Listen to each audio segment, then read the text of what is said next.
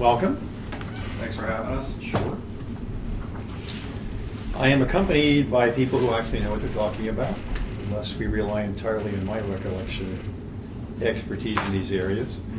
I've got Deputy Inspector Jessup, who runs our Office of Management and Planning, and they're responsible for the interface on the data that we submit to OJA and FBI.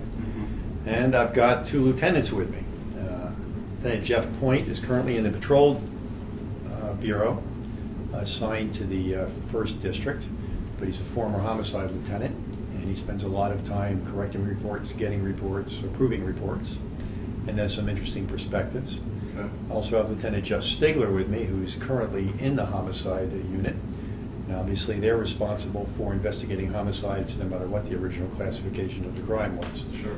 And so I felt if you're going to ask questions, since I don't read reports for reviewing purposes and I don't sign off on them, I'd rather have people here who can say, well, this is what we look at, this is what could go right, this is what could go wrong. Sure. This could perhaps account for some of our issues. Okay. So as we move forward, we'll just do our best to be responsive based on the information you provided us. Okay. Do you want to start talking generally about the reports I sent over, or do you want to go through each individually?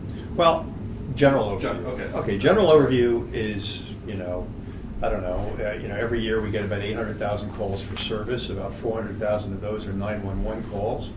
We dispatch about 238,000. I think we dispatched 238,000 calls in 2011. And I think today we're talking about assaults. You'd expect us to do our homework, so we looked at 2010 and 2011, and between aggravated and simple assaults, I think we did a total of 17,000 assault reports of various types.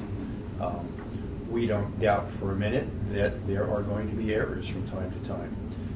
Your newspaper has been reporting on police data issues for at least a decade. I think it was one of your articles back in '06 talked about how the department had to withdraw its 2005 crime numbers because there were various, mistakes made in how things were coded and filed. We do our best to do a better job in quality assurance at the data entry point into the computers. Deputy Inspector Jessup has a flow chart here. We'll kind of explain the steps we take to make sure that the data we submit to the FBI is accurate. Okay. He'll also talk about an FBI audit that I requested of our data last year that was recently completed. And although the formal report won't be out for some time, he did at least have an exit interview with the FBI auditor who looked at a random sample of our crime reports. I guess the other general point I would make is that departments around the country from time to time struggle with the totality of their reports and how accurate they all are. We're not perfect, we know that, but we are committed to excellence, and we undertake at all times to do the best we can. We came in here with a computer system that, as you reported years ago, was not working, was functionally in boxes. Crime data meetings were a week old, and months old actually. And we spent the better part of the first year I was here getting the computer system to work, to try to generate useful data, and to make sure that the stuff we put into the computer was right. Whatever mistakes we make, I would just make the following general observation, and that simply is when you take 1,800 cops and spend every single day analyzing crime data, and once a week going through deep drill downs into various districts, you're going to have an impact on crime, fear, and disorder. You are. What the acceptable error rate is, I think, is something that's open to question. I don't know if anybody's defined an acceptable error rate out of 230-some thousand calls for service, but we don't feel defensive about it. We catch errors ourselves. I'm not surprised you've caught errors. I'm pleased that you were able to catch the errors because the narrative explained what had happened. There wasn't some situation where the narrative was being changed to reflect some downgrade, but in point of fact, the same officer that's filled out the narrative filled out the categorization. I think Jeff can do a pretty good job of explaining how that happens under some circumstances. So we're open to the questions and prepared to try to provide useful answers. Sure. We start with just how the process works from you take the call, you get the call, the officer responds, and then let's say you're just going to write a minutes report, and then how that works. Who's typing in the charge field, the UCR code field, the weapon field, all those things. Sure. As the chief stated, we respond to hundreds of thousands of calls for service each year. From those hundreds of thousands of calls, we identify thousands of crimes that were committed. When an officer responds and identifies a crime that was committed, he will file a police report, generally responds to a district station, and uses the CAD information from the initial call for service to start populating fields.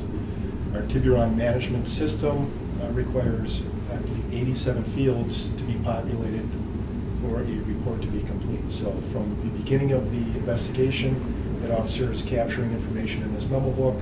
He reduces that to an electronic report.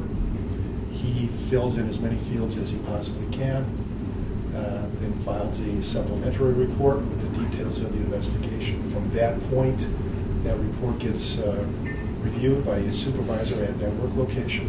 That supervisor finds errors. He will return that report to the officer for corrections. If that supervisor does not find errors, it goes then to our central records division, which is the final reviewer of that report. Assuming no errors are found, that report then eventually gets sent to the state as a batch entry after it's validated for errors that would cause problems with reporting at the state level. So as you can see, there are a number of opportunities for errors to be made. There are many decision points within that report writing process where the officer could in fact make mistakes. Hopefully we catch those mistakes at the review process. Occasionally we don't. There's also a 2-year grace period if we find out later that a report was filed in error, or if there was an error in a box that is significant, we can make those corrections later on, and we do so. Corrections with UCR, I mean. Correct. Up to 2 years after the initial date, I think. If you look at crime data, you'll see it change sometimes. Yeah, absolutely. So let's take, I think the first one on the list was the Corey Benson case. I don't know if you want to discuss that one, it's the child abuse case. Well, I think that incident was eventually reviewed by Lieutenant Stigler, so you might want to talk about that, Tom. What part of it do you want to talk about? The initial assault on the child or the homicide? The initial assault on the child. Because that's the incident that I sent over. And that's the one that was coded as a simple assault. Okay. That was coded wrong. It should have been coded a 13A instead of a 13B. That was a mistake made by the officer that filed the report, and it should have been caught, and it was not. It's not acceptable. Okay. And do you know why it wasn't caught? I mean, where in the process that you just explained, where was the breakdown? Well, when an officer files the report, there's all these data fields, and one of the data fields is they have to pick a statute that they think what they've investigated best applies, whatever statutes that is, and the statute is, there's thousands of statutes to choose from. They start putting in the numbers. So if they start putting in 948.0 whatever, the drop-down fields start coming, and there's a lot of options there. And if the officer chooses the wrong one, which he did in this one, it pre-populates the IBRS code. So it gives it a 13B, which is a simple assault, instead of a 13A, which is an aggravated assault. I don't believe it was anything malicious. I think he made a mistake. The officers are not trained to look at IBRS codes. That's something that they put in the statute number, and the IBRS code is automatically populated. They don't look at that. So that's where the mistake was So made. then it's on the supervisor who's reviewing that report to identify that this should have been coded as a 13A. Correct. Because in this situation, they didn't know the injuries were severe until more than a week Correct. after that initial report was taken. So someone should have gone back and revised the code? Correct. Okay. Now, as a practical matter, the homicide gets counted in the UCR once it's ruled a homicide. Absolutely. That was a separate incident. So the issue for us just is, and also, I mean, you can explain this, right? I mean, if anybody changes the coding, there's a paper trail, right? That's correct. That's correct. We can look behind the report itself, and we can determine when any of the changes were made to that report, or at least in most cases we'd be able to do that. And we will see, for example, in some of these reports that changes were made, that some errors were caught. Obviously, in some cases, these errors weren't caught. So every report is being reviewed, and hopefully every error will be caught, but as you know, it can't be perfect, and at times we miss them. Is the way the system is set up, when I typed in felony child abuse, which is a common one that I found in my You don't type my in, research. you don't type type in the in state- statute, the type in the statute. and then and then felony child abuse is going to go into that charge description field. Is the system set up to automatically populate the child abuse cases at 13B, as in the case that happened here? Like in this If court, that's okay. the statute that the officer put in defaults to a 13B. Because I identified numerous cases in addition to the Corey Benson and the Tori Lavelle, these felony child abuse cases. I found a pattern where they were all 13Bs. If I could just take a stab at answering that. Mm-hmm. There are a lot of, under the child abuse statute 948.03, there are sub 1, sub 2, sub 3, sub A, Sure. sub B. There's a lot of subsections within that. They're all felonies for the purpose of Wisconsin statutes. Sure. They're not all 13A aggravated assaults for the purpose of FBI or NIVERS purposes. The officers, when they enter a report, they're trained. Cops think in terms of state statutes. If a crime occurred, which crime does this most precisely fit? And that's what they select. There's code tables and computer things behind the scenes that marry up that particular statute with the correct NIVERS code. The officers don't have any control over that, and as Tom said, they were trained to just accept whatever the default statute is. Now, or the default NIVERS code. Sometimes the default NIVERS code is the correct one. Sometimes there's some changing. That especially comes into effect dealing with homicides, sex crimes, things of that nature. Those reports get a great deal of scrutiny at the supervisory level because they're obviously very high-level crimes, but there's also a very limited number of them, roughly 100 homicides in a year, so they get a great deal of scrutiny. But that process all takes place behind the scenes, and the officers, as Tom said, were trained to just accept the default code as it comes up. Can an officer, the default code populates in that IVERS field, can the officer go in and change it? Change it from a 13B to a 13A, or does that have to be done by a supervisor? No, the officer can change. The officer can't change, but it automatically populates as a Yes. certain. Chief, I mean, should cops, street police be trained better on the proper IVERS codes that go on these reports? Well, it's not really anything I've given a lot of thought of, given to the fact that their job is to get the statute right, to write a report that supports charges under the statute. I mean, when they're writing a report, they're writing it ultimately, potentially, for a review by a district attorney. That's their interest. I don't think the average copper out there is worried about how it's going to pop up in a data field someday to be mined for our uniform crime reports. You know, keep in mind, and we've had this discussion before, we're one of the very few departments that uses incident-based reporting. And that puts us at a disadvantage when those numbers are translated into uniform crime numbers every year. Most of the major cities of America and virtually all of Wisconsin only report using the hierarchy rule. So, for example, if there's a child abuse case that involves another crime, the uniform crime report defaults to one incident, all right, whatever the most serious crime was. Yes. IVERS counts all of them. And so when we look at our dailies, our maps are populated appropriately. If somebody was robbed, raped, and is aggravated assaulted, we'll get 3 different maps, and that crime will come up 3 different maps. It all counts. Sure. When OJA comes in with their uniform crime report computer program, it moves to the hierarchy rule, so that we're comparing just the aggravated assault, and that's how we're compared to other cities, and that's how we compare ourselves to the past before we went to NIVERS. You know, that's TMI for the average working cop. They just want to fill out, get the right statute in, and make sure that the narrative supports the charges they're talking about. I think our goal is obviously to make sure that the numbers that we put in to the IBER system and ultimately the UCR system are accurate, but there is going to be an error rate, which I suspect is not going to be very different now than it might have been 5 or 10 years ago.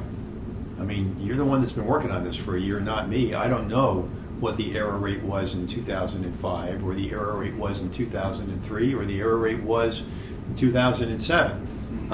I would expect there's an error rate, and I would expect that all things being equal, if the error rate remains roughly the same, you're still learning what direction your crime numbers are going in. And that's our bigger picture issue, as we try to figure out how to deploy our people and how we try to put out tactics and strategies that support our efforts to reduce the total amount of crime. Maybe you said the police officer on the street is much more concerned about the statute and getting this case charged and doing the proper investigation. But it does matter for the crime reporting purposes. I mean, what goes in that field and what gets counted if this is a 13A or 13B, and there's a lot of those that go the wrong direction, that's going to make a difference in the crime numbers. Course of a year or so. Well, I mean, in the course of 123,000 crime reports over a couple of years, I would suspect there's going to be an error rate. All right? I've never pretended that we were going to reach perfect statistical analysis here in terms of the numbers we reported, and there is not a police department in the United States that will represent that. And it's conceivable that the error rates across major American police departments are roughly the same. You're trying to get a sense of your overall progress. Generally, we look at 2 bellwether numbers, the homicide number and the car theft number. We look at the homicide number because bodies tend to speak for themselves.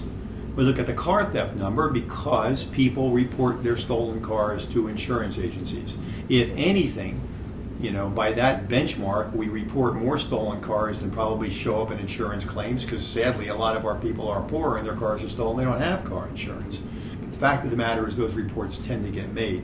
And so we recognize that there are going to be error rates in a lot of discretionary judgment calls, because this is not an exact science. When the OJA people came in and looked at our FBI audit, somebody had characterized as a larceny what should have been characterized as a burglary. They looked at a number of Part 1 crimes. They came up with one error. What did the cop get wrong? It was a bicycle left in a garage where the garage door was open. Technically, by UCR, that's a burglary. He reported it as a larceny. I don't think that's a particularly wild mistake to have made, but that's what he did, and that's going to happen. You hope that your supervisors are going to pick up a lot of these issues. I suspect there's going to be times that they don't. But the key issue is, from the macro picture, is our data guiding us to the right places to put our people to have an impact on the behavior we're trying to control? And allowing for the fact that there's going to be an error rate, as I said earlier, I'm convinced that if you take 1,800 operations officers and every single day have a crime meeting and every single day adjust your deployments based on the data you do have, you're going to have an impact on the number. Now, the original number may have been inaccurate by some percentage. The number you improved it by may be inaccurate by some percentage. You're going to have a positive impact on the conduct you're trying to affect. Now, we're not cavalier about it.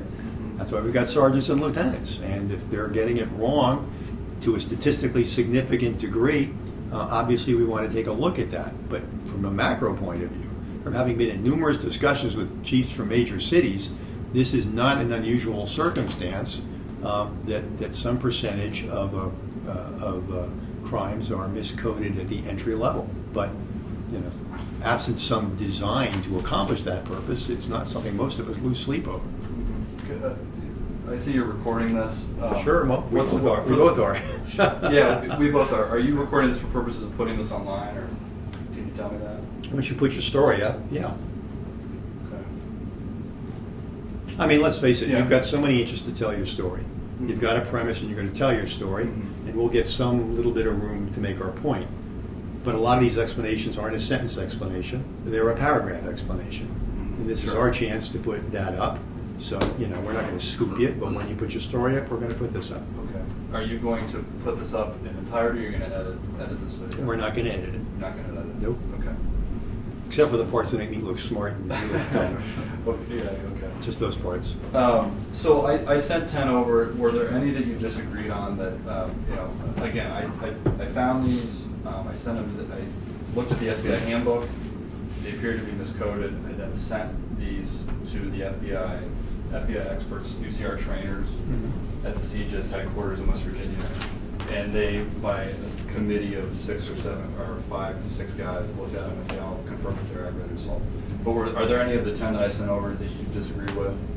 That they should have actually been simple assaults and not aggravated? Well, I'll let Jeff speak to that, because I think he's identified 1 or 2 that we would not necessarily in this room agree on. And I think you just made the point that they needed a committee of 6 to come to consensus on the 10 reports that you asked them to talk about. So even at the federal level, with experts reviewing these reports, they have disagreements about how they should be. I mean, they have a quality assurance unit for a reason. Absolutely. And the reason they have a quality assurance reason is people make mistakes, right? We have a corrections page in the Journal Sentinel. Anyway, Jeff, you want to Yeah, explain? go ahead. Yeah, I just want to say, and I can, even though I wasn't in the room, I can guarantee you that some of those committee of 6 votes were 4-2, because there is, within statutes, within these NIVERS definitions, there is a lot of room for interpretation. Some of these were very clear cut, where, yeah, we probably used the wrong statute. There were some, for example, I'll take the one involving John Sanford. This was a sort of like an aggravated child discipline case involving a belt. Is a belt a weapon? Yeah, and granted, this is somewhat of a, we're talking about a child victim here, it's something of an emotional thing, but the fact of the matter is the injuries that this child sustained, severe bruising, does not necessarily meet the definition of an injury, of an ag assault injury, according to the FBI guidelines. There's 2 things you need to have. You need to have one or the other to be an ag assault. The injuries that are incurred have to be to the level that would, broken bones, severe lacerations, things of that nature, or there has to be a weapon involved. Now, what's a weapon? That sounds like such a simple question, but even within the FBI, and I know because I have at least weekly conversations with my counterparts, probably some of the same people you talk to, with the FBI at the state level as Greg to, Swanson and others. yeah, what constitutes, is this or is this that? And sometimes we have to kind of put together and scratch our heads and come up with a consensus. It's not always real clear cut. Is a gun a weapon? Clearly it is. Is a knife a weapon? Clearly it is. Is my pen a weapon? Well, if I take it and stab you with it, it could be a weapon. Is a belt a weapon? Could it be? Could it be used to inflict harm? A belt is also a legitimate means of disciplining a child. It's not a crime, at least in Wisconsin, to spank your child with a belt. So a belt is not necessarily a weapon in that context. Now, it was clearly taken a little bit too far in this case. 90 times. Clearly. And as a result, this person was arrested and charged with a felony, and then all the right things happened. But does that weapon necessarily, does that belt constitute a weapon? I can guarantee you that was a 4-2 vote on that committee of experts, because there is a certain amount of gray area and disagreement there. So that's one that I'm not going to say the committee got it wrong, but there's certainly room for interpretation there, as there is in a lot of these cases. Okay. That's just one. I don't know if we have the time to go No, through that's each fair. one of these line by line, but that's one that jumped out there. But and I'm not. I just make sure. I want to be very clear on this. I'm not saying that this should not be an ag assault. I'm saying that it is. There's room for interpretation, and this is a good example of one that could go either way. Okay. Back to the officers being trained better. Should the officers be trained? Should you do some sort of training so that officers don't make these mistakes in the future? Because I've identified mistakes that were made. You said that felony child abuse, that statute automatically populates as a 13B, but you're going to have cases where kids are. Slow down. Go ahead. I'm sorry, that's not what we said. And Okay. if it was interpreted that way, I just want to be Okay. very clear. There are numerous, dozens of subsections within though not only 94803, but other similar statutes. Some levels of felony child abuse, any child, in the state of Wisconsin, any level of child abuse is considered a felony, even if the injuries are very minor. It's still a felony, however, it's not necessarily an ag assault for UCR purposes unless it meets one of those 2 definitions. Either, again, the level of the injuries sustained, or that there was a weapon that was used. So just because it's a felony doesn't necessarily mean it's an ag assault for FBI purposes. Okay. So I want to make be very clear about that. Okay. And if I could, just on the training thing, and I can speak with some authority about this, because back in 2005, when our department began the process of transitioning from our old pencil and paper system to the Tiburon system we currently use, I was a lead instructor in that process. I trained half the department, or at least they were on the department at that time. Every officer went through a 3-day training process to get up to speed on using this new system, so I know how the department was trained. I know there's been a lot of training since then. Every officer on this department was trained that there's a code table behind the scenes that you don't have to worry about, and whatever default code pops up, you should just accept that. That's the way our department was trained, and I believe that was probably the best way to train.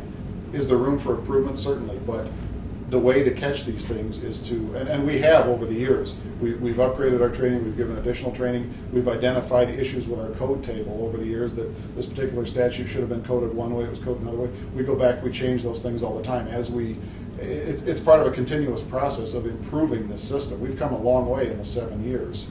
And a lot of these type of errors, for the 10 reports you submitted, there were probably a lot more reports, and I know this as somebody who reviews reports after my subordinate supervisors review them. I sometimes catch mistakes. A lot of our own mistakes we catch. That's part of the supervisor approval process. The ones that you found, clearly they fell through the cracks. It's going to happen. But training the officers to do that. We don't train officers to think in terms of FBI. We train our officers to think in terms of state statutes. That's what we want them concentrating on, and it's the supervisors, and that's where we have invested a lot of training, getting our supervisors up to speed. These are the things you need to be looking for.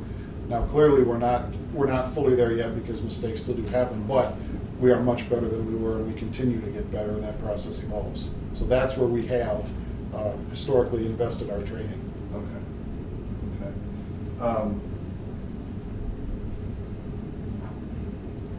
Let's talk about weapon codes. I'll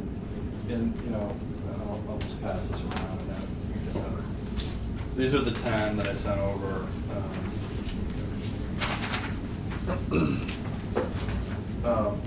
I'm not going to go through all of these, but okay. So let's just look at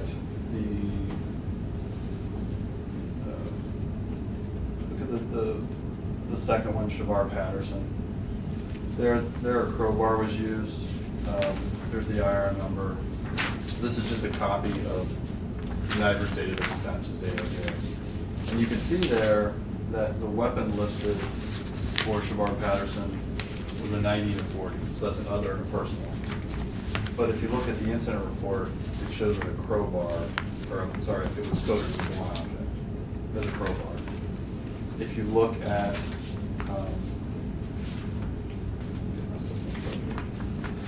or if you were to look at the LaShonda Moss incident report, I'm sorry. If you look at the Angela Bryant report, she used a screwdriver to stab the victim. On the incident report, it's coded with 20, which is knife or cutting instrument, which is the correct code. But on the data sent to the state, it was listed as 90, which is other. I found numerous cases where what was on the incident report, or the weapon that was used in the incident, was a knife, blunt object, or a firearm. And it's clear from the incident description that that's the weapon used, but what was sent to the state, to State OJ, was a different code. And in every one of those cases, it was either a personal or another weapon. So can you just explain to me what's going on there with the discrepancy in the weapon codes? Now, a bigger question is, did it still go in as aggravated assault? No. I mean, No? these were all... It went in as a simple assault? All these were simple assaults, yeah. I'm only discussing simple. All we're going to discuss today is stuff that was marked as simple, that the FBI tells me should have been marked as aggravated. So all these that were simple... And most of these should have been coded as 13A's aggravated assaults because there was a weapon, is what yeah, your premise is. Exactly, and I mean, whether it's Willie Carter with the firearm... And the officers, when they put in weapon, they put in weapon. Mm-hmm. And they put in probably, you could argue about the statute, whether the statute was correct, but they put everything in correct, for the most part. Mm-hmm.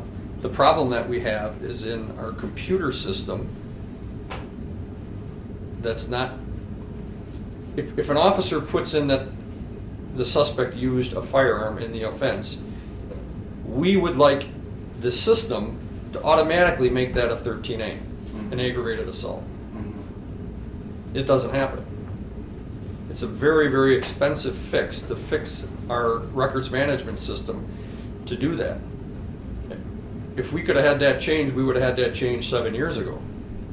But we have not been able to accomplish that. Okay. There's dozens of examples in our records management system that we are forced to work with that we would like to have changed for these reasons, and we can't accomplish that. Why can't you accomplish that? Because of the expense? It's a tremendous expense. One of the problems, I mean, this is just editorializing, so if I get sued by Tiburon because I'm recorded, so be it.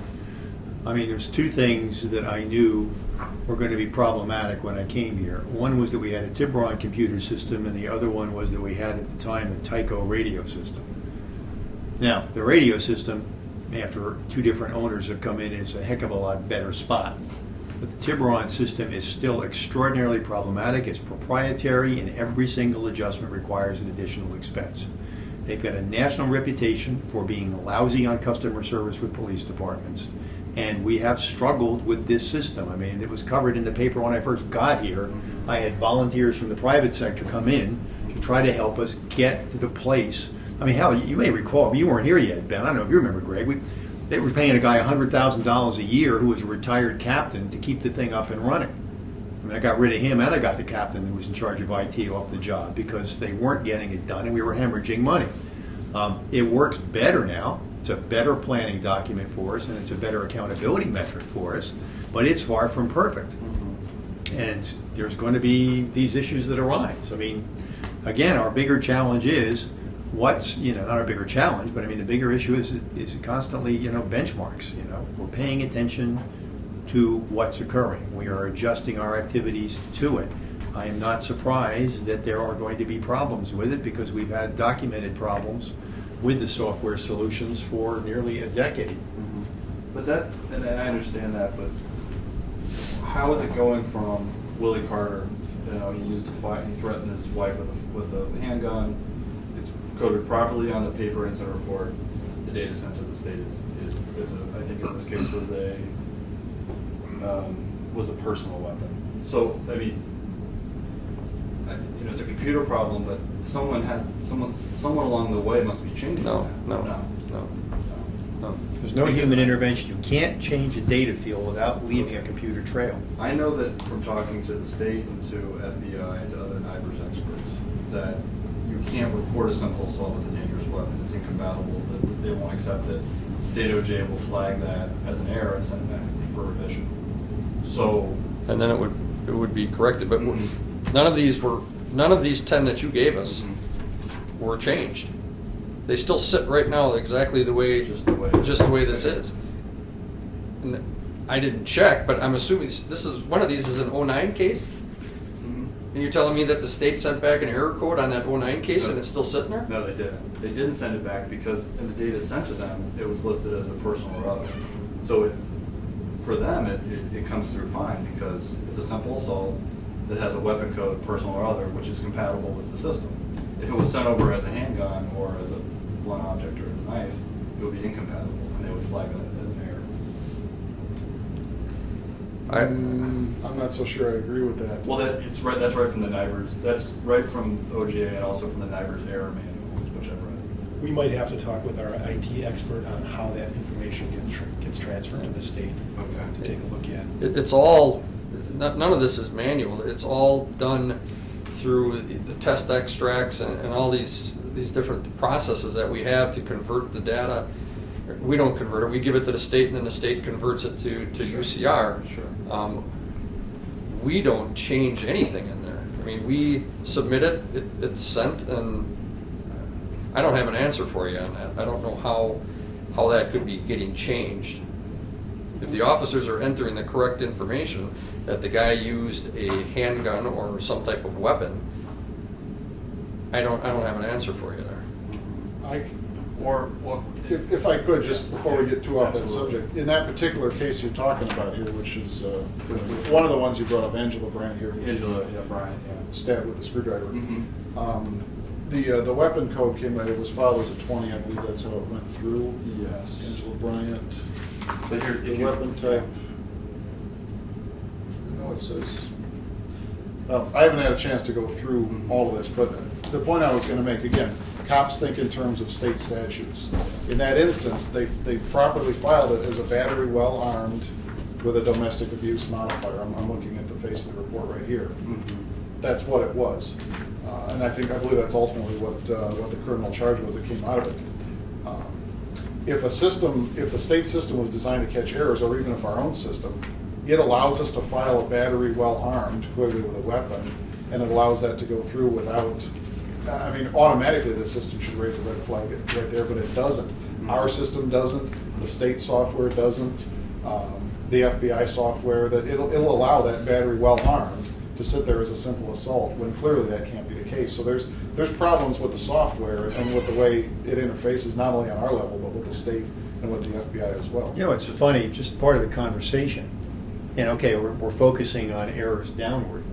But when OJA came in and did the FBI audit, they found as many errors where we coded things more seriously than they were as they did when we downgraded The them. one that just happened a week or two ago. Yeah, I mean, you know, they went through our files and they found apparently we're massively over-reporting hate crimes, for example. I don't know how that happened, but we are. Again, there's no excuses here, right? I mean, I don't feel defensive that there are errors being made, but I would note that there are errors made in the other direction as well. Do you know how many incident reports they pulled in their sample? Offhand, I don't know. That'll be in their final report. Okay. Just while we're still on the weapons subject, if you look, I don't know if you guys brought up copies of everyone, but if you look at the Rafael Rios case where he stabbed the victim with a knife, you'll see that the weapon code is 20, which is knife cutting instrument, which is correct. If you go to the property field, which is on the third page of the original report, you'll see that it says property, article, knife, UCR type leather. These fields are right next to each other. They're both on the report. Where are you looking at? We're looking at the report with Rafael. Yeah. It's 12027. Give me just a second to That's okay. pull that one out there. I will note though, while I'm digging through for that one, just because they appear next to each other on that report, our system, it's not a WYSIWYG system. The input screen that the officers use look absolutely nothing like this page. Oh, okay. So just because two pieces of data appear next to each other on this report, they could be on completely different screens, or even for that matter, on completely different reports filed by different officers. Behind the scenes, the system marries all that information up and spits out the report you see here. So it's not a WYSIWYG system, which is one of the things that tends to lead sometimes to those errors. Now, having Would said you that- define WYSIWYG for the home audience? What you see is what you get. Thank you. You know what I was. Yeah, what you see is what you get. So it doesn't look like this. Right. It looks like some other sort of thing. So page 3, it's right under the IVRS, medical IVRS info, property.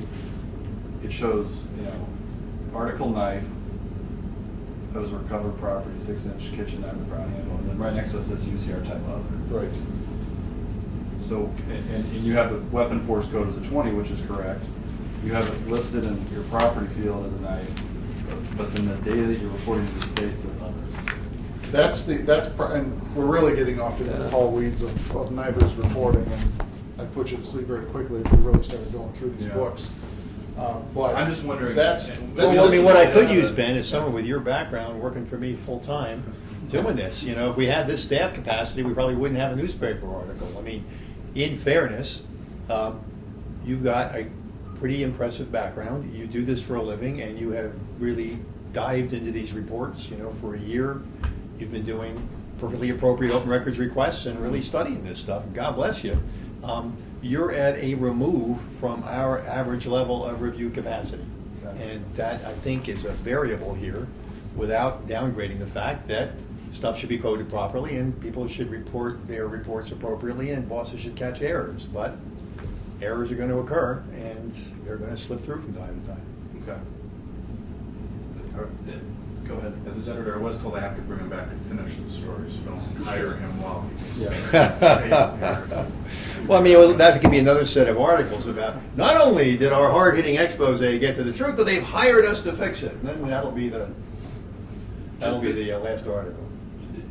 How is this possible, though, that it's a knife, and then the data sent to the state is different? Well, what I'm That's gonna what say- that's what I just wanted. What I was going to say is, we report a lot of different data to the system, not only on crimes, but on property that are There's just offense recovered, segment, there's arrest property segment, there's segment, all arrest that. segment. What you're looking at here is details from the property segment, which is totally separate from the arrest segment of the Okay. report. And oftentimes, that's again, an example of that data could be coming from two, I don't think it is in this case, but that could come from two different reports where, you know, a crime occurs today and we find the murder weapon 3 months later. Sure. That all gets married up, that property segment, it all gets married up and sent behind the scenes, but you're talking two completely different reports, so it's not unbelievable that there would be a little bit of coding difference between the two. But what you're looking at here is from the property segment, segment.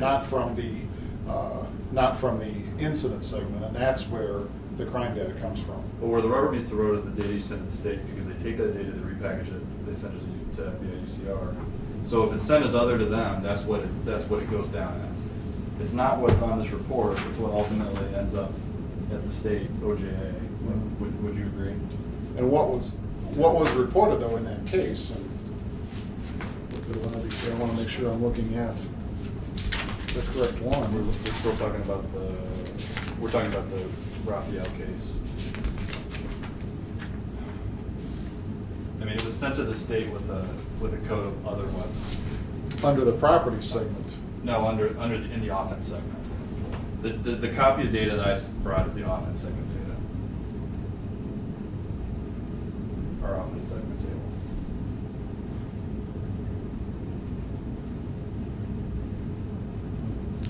You know, I without having the computer and being able to, without having a computer in front of me to really delve into the guts of that report, I can't really answer that question. I can tell you it was submitted on the screen where the officer actually submitted the report. It was coded, the weapon was coded as a 20.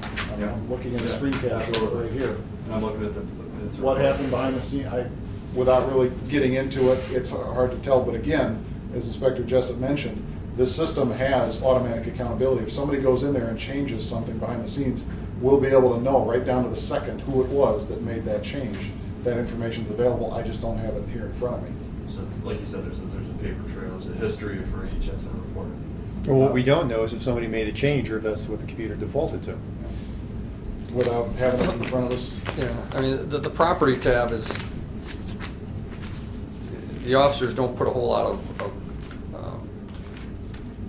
time and effort, I guess is the best way to say it, into the property tab. The important thing for them is the first page, the incident tab. That's the reportable stuff. I don't know off the top of my head if that property field gets reported to the state. Just because it says UCR on there, we didn't even use the property module of the Tiburon system for the first 5 years that we had it. So I don't think that tab that you're referring to has anything to do with reporting crimes to the state. If you're telling me that it does, I'd like to talk to somebody at the state myself, but I don't believe, unless you know something different, Jim, I don't believe that has anything to do with reporting a crime to the state. Okay. So if you're thinking that because the officer coded that knife under the property tab wrong, that means that it was coded wrong to the state, is that what you're saying? I know it was sent to the state. It was another weapon, which also matches up to that property tab, which was other. So I don't know. But that has where along nothing the to do line- with how the incident was reported. I think we're really right back where we started, which is, we looked at these 10 reports, and we acknowledged that several of these, most of these reports, should have been coded differently. The coding error is a result of the Tiburon system that allows officers to choose a similar statute, but not necessarily the statute that applies the correct IRIS code. And that's where we're at. All of these minutia about which field was changed by who, we can't answer without taking a closer look at it, but I can tell you that I believe every one of these errors is a result of an officer doing his or her best job of picking a statute and somebody not necessarily catching the fact that that statute either was incorrect, or the iris code that self-populated was incorrect. Okay. So do you need, what can you do about the computer system to fix these problems going forward? Can you bring the Tiburon people in and a consultant? And No, what have them we look do at- is we manually, the supervisor has to, and we've done training on this like Jeff said, is to say that if you have an assault with a weapon, you have to, if it defaults to a 13B, a supervisor has to change that to a 13A. That's where we're trying to get, is every supervisor knows that, and every supervisor gets it and applies it. We're not there yet, but we're trying. And if I could add, we've continuously worked on improving our records management system and our reporting and report writing. Recently, we retrained the Central Records Division personnel, who are the last reviewers of these reports. We retrained them to be crime specific, so they are experts in a crime area. They will review those crimes in that specific area. They better understand the iris coding problems that are created by Tiburon.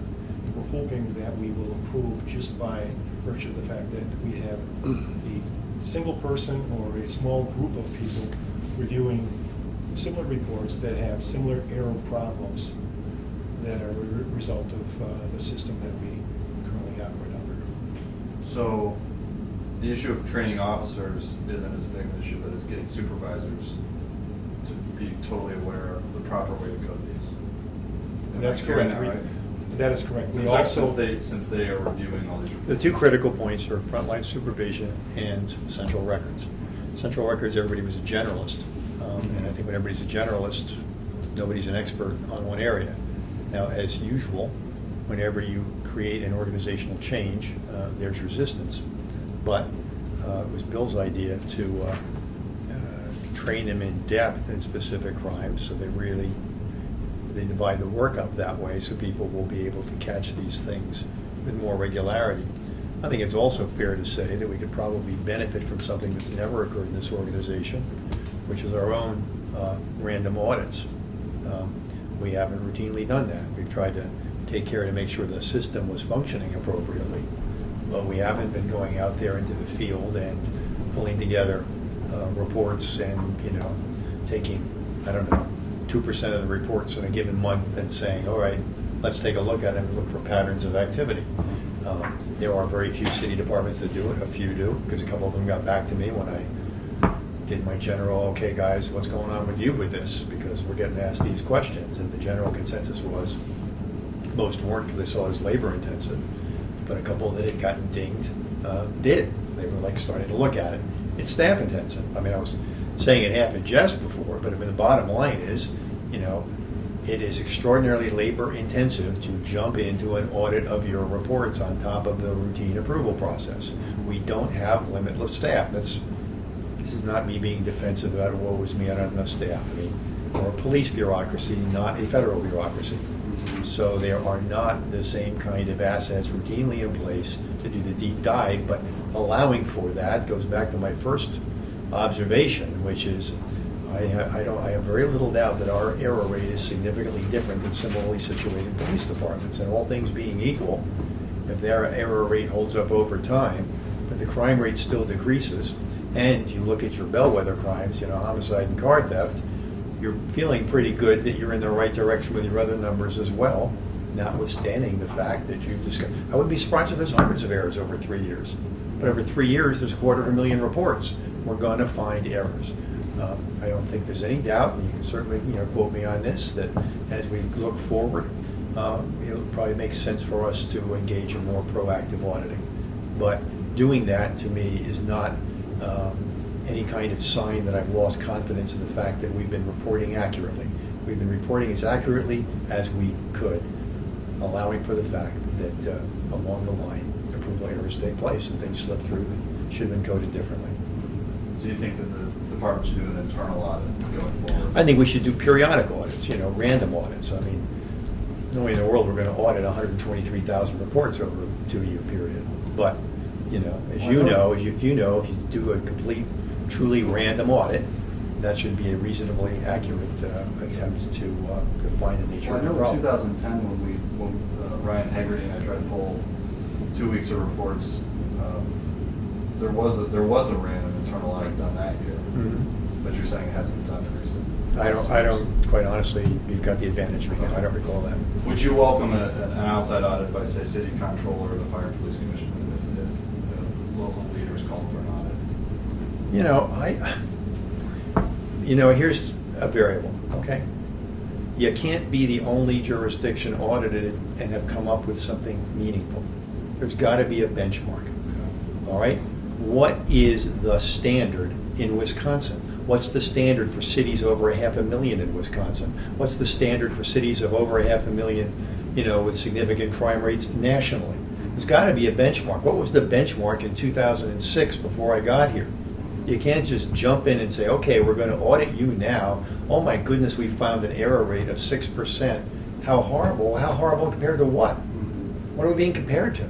Ourselves in the past? Other agencies similar situated with the same computer system? I mean, those are important variables. I mean, to me, trying to get the numbers right is simply trying to get them right for the purposes of deploying ourselves effectively. And I'll stand by what I said before. There's two issues going on here, and I've seen it in place after place. Every organization I know that's undergone significant internal reforms to change the culture has been greeted by internal resistance, and internal resistance generally manifests itself as questioning the statistical improvements that have been achieved because of the reorganization. City after city, where they took on bastions of privilege and managed overtime and deployed differently and made people get out of their rocking chairs and get on the street and lowered crime, suddenly had doubts being raised about the documented improvements. Sure. And you've seen it in Philadelphia, and you've seen it in New York, and I've seen it in Los Angeles, I've seen it in Miami. That is a variable as well. And so the key for us moving forward is to try to get more accurate, because we want to know where the crime is. We want to respond to it effectively. But I have no doubt, from a macro point of view, we have made significant progress in this city, mobilizing the department's time and attention and focus on lowering the crime rate. Can we continue to improve how accurate our crime documentation is? I'm sure we can. But I am also confident that our error rate now is no worse than it was 5, 10, or 15 years ago, and we'll continue to try to improve it. And as we develop a thoughtful way of doing some routine auditing, we'll do a better job of catching what levels of the organization the errors occur. Those periodic internal audits, will you release those to the public after they're completed? I think we can make it a routine part of our inspection process. I don't have I'm not trying to hide anything. Okay. These reports, these 10 that I sent over and others that I've identified, when could you make an effort to revise these for FBI reporting purposes? We can do that within the next 2 weeks. We're going to review them again ourselves, identify exactly where the errors occur, and we'll make the corrections.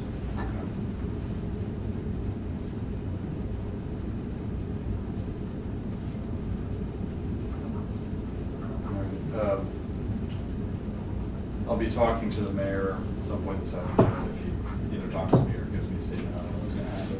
Also, the Fire and Police Commission, which you probably are aware of. Just because you're going to read it in the paper tomorrow, we've identified hundreds of cases that follow patterns. Identified these lots of misdemeanor battery cases where dangerous weapons were used, and child abuse cases where weapons were also used or there was serious injury. And it's significant. It would make a difference in the numbers.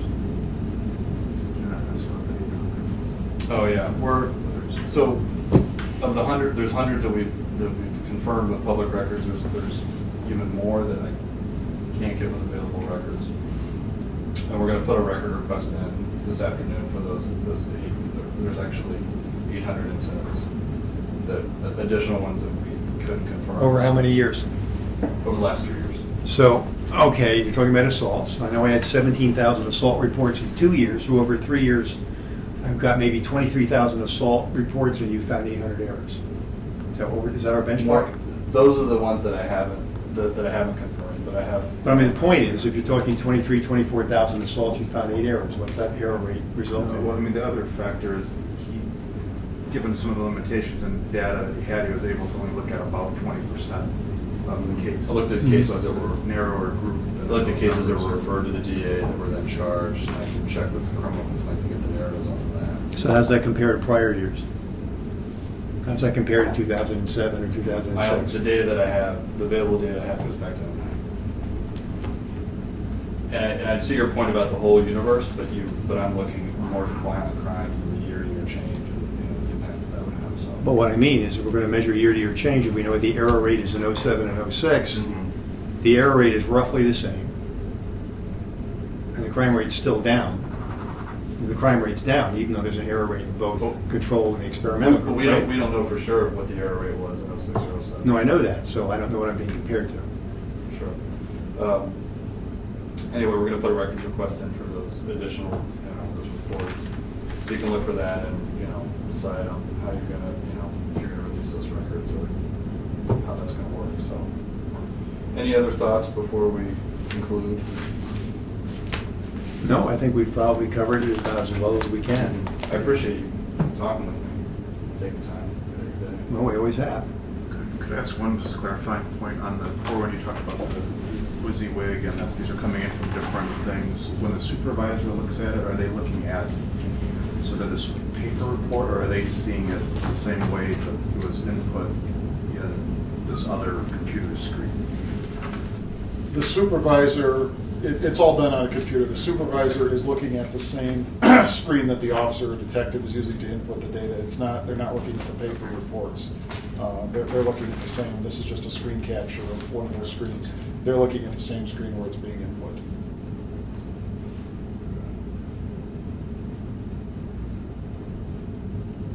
All right. Anything else? So,